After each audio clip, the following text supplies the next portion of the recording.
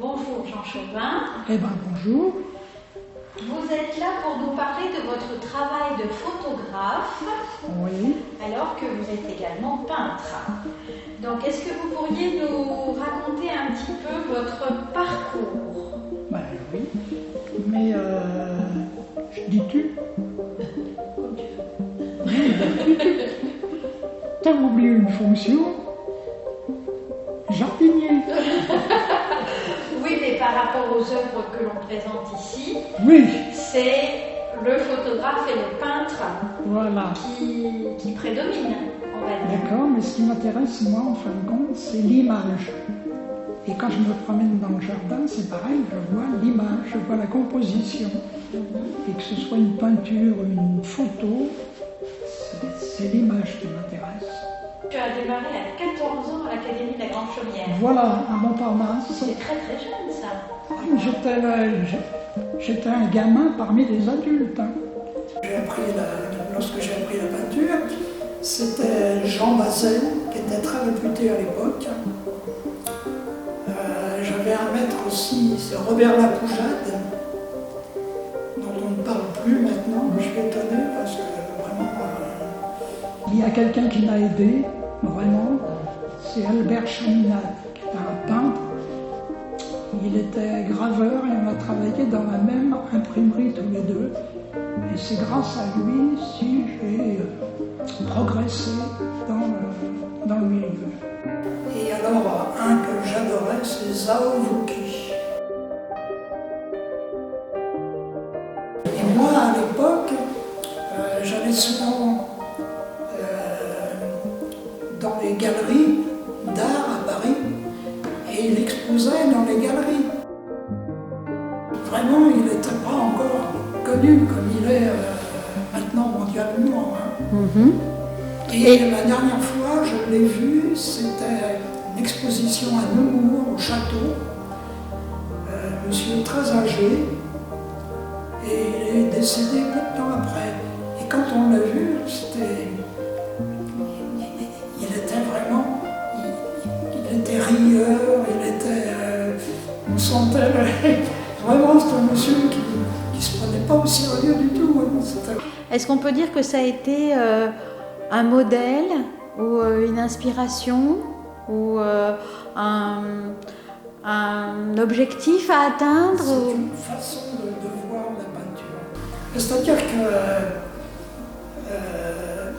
au départ, enfin moi comme je commence à peindre, au départ je ne sais pas ce que ça va donner à la fin. Et lui non plus, hein. Il peignait par terre sur des grands tableaux. Et on étale les couleurs et ce qui compte c'est l'accord des couleurs, c'est le rythme que l'on donne au dessin sur la toile, c'est les formes, tout ça, c'est vraiment... et moi je sais qu'à des fois à la fin je suis surpris parce que je ne m'attendais pas à ce que ça donne ça, vraiment. D'accord. Et lui c'est un peu ça, et je ne sais pas, ce qui est intéressant aussi quand on regarde un tableau, c'est de rêver devant. C'est un support pour l'imaginaire? Voilà, c'est un support pour l'imaginaire.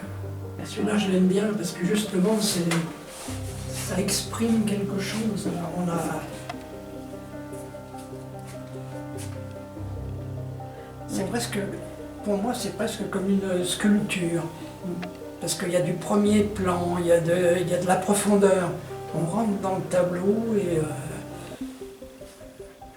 voilà. Et ça, j'ai l'impression d'être...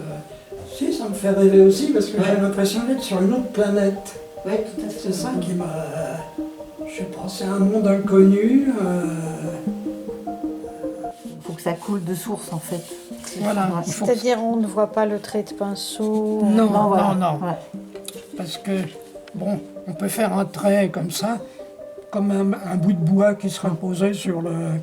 Alors que là, le trait, il passe dans le fond, il s'intègre parfaitement. Qu'est-ce qui manquait à la peinture pour t'envoyer vers la photo?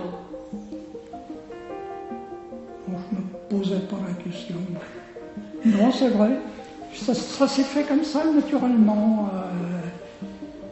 j'aimais bien l'appareil photo, j'aimais bien le tirage, le développement et tout.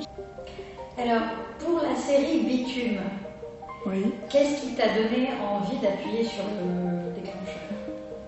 Ah ben parce que le spectacle de ces gens qui travaillaient, là, je trouvais que c'était... Ouais, tout de suite, ça m'a marqué.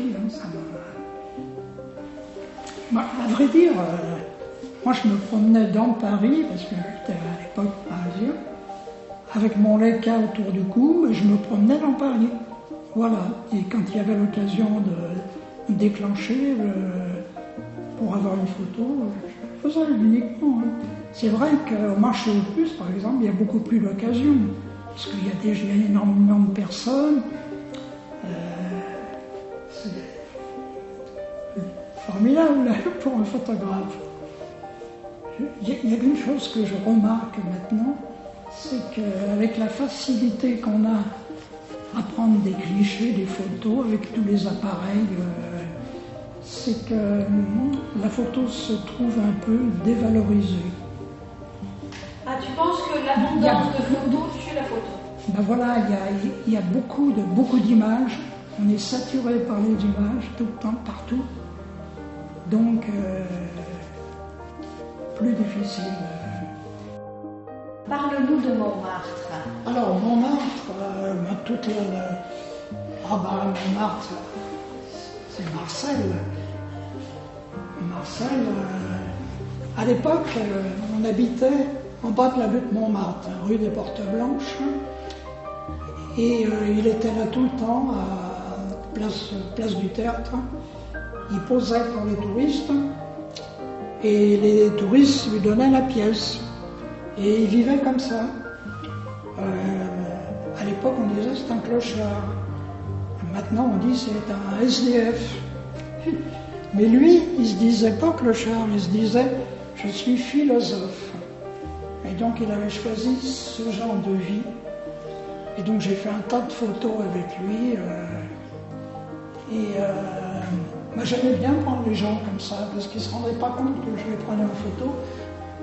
Ce qui serait plus possible maintenant, parce qu'on n'a pas le droit, il y a le droit à l'image, mais on n'a pas le droit de prendre des... Sur toutes les photos, là, sur cette série, Oui. laquelle te parle le plus?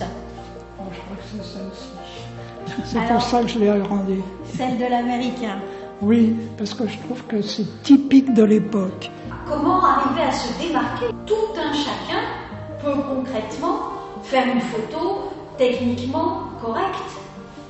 Oui, mais alors, ce qui compte surtout, c'est le photographe, et c'est pas l'appareil.